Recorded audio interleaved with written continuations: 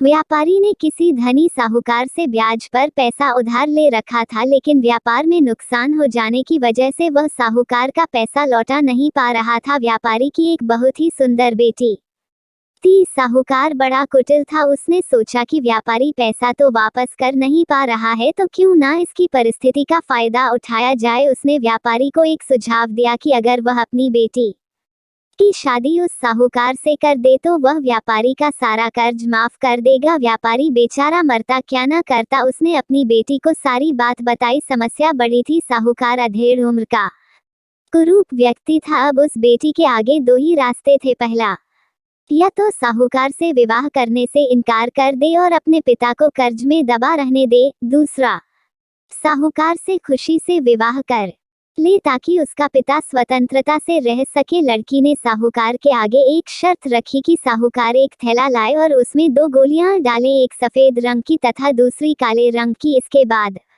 लड़की उस थैले से आंख बंद करके कोई एक गोली निकालेगी। गोली अगर काली निकली तो लड़की साहूकार से विवाह कर लेगी और उसके पिता का कर्ज माफ कर दिया जाएगा। साथ ही अगर गोली सफेद निकली तो भी पिता का कर्ज माफ किया जाएगा, लेकिन लड़की साहूकार से विवाह नहीं करेगी। साहूकार तुरंत बात मान गया और जल्द ही एक थैला लेकर आ गया। अब वह जब थैले में गोलियां डाल रहा था तो लड़की ने देखा कि साहूकार ने चालाकी से दोनों गोली काली ही थैली में डाल दी है। अब लड़की परेशान हो गई कि अब वो करे तो क्या करे।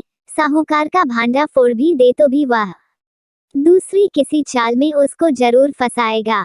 लड़की कुछ सोचकर आगे बढ़ी और उसने थैले में से एक गोली निकाली और गोली बाहर निकालते ही उसे हाथ से छोड़ दी, जिससे गोली नाली में जा गिरी। लड़की बोली, माफ करना, गोली मेरे हाथ से छूट गई, लेकिन चिंता की कोई बात नहीं, थैले में अभी दूसरी गोली भी तो होगी, उसे देख लेते हैं।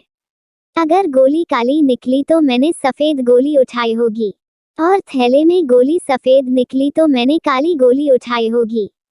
व्यापारी ने थैले में हाथ डाला तो देखा काली गोली निकली। व्यापारी बोला, आहा बेटी, थैले में काली गोली बची है, इसका मतलब तुमने सफेद गोली चुनी थी। साहूकार बेचारा बोलता भी क्या, अगर बोलता तो चोरी पकड़ी जाती। इस प्रकार पिता का कर्ज भी माफ हो गया और बेटी ने अपनी रक्षा भी कर ली।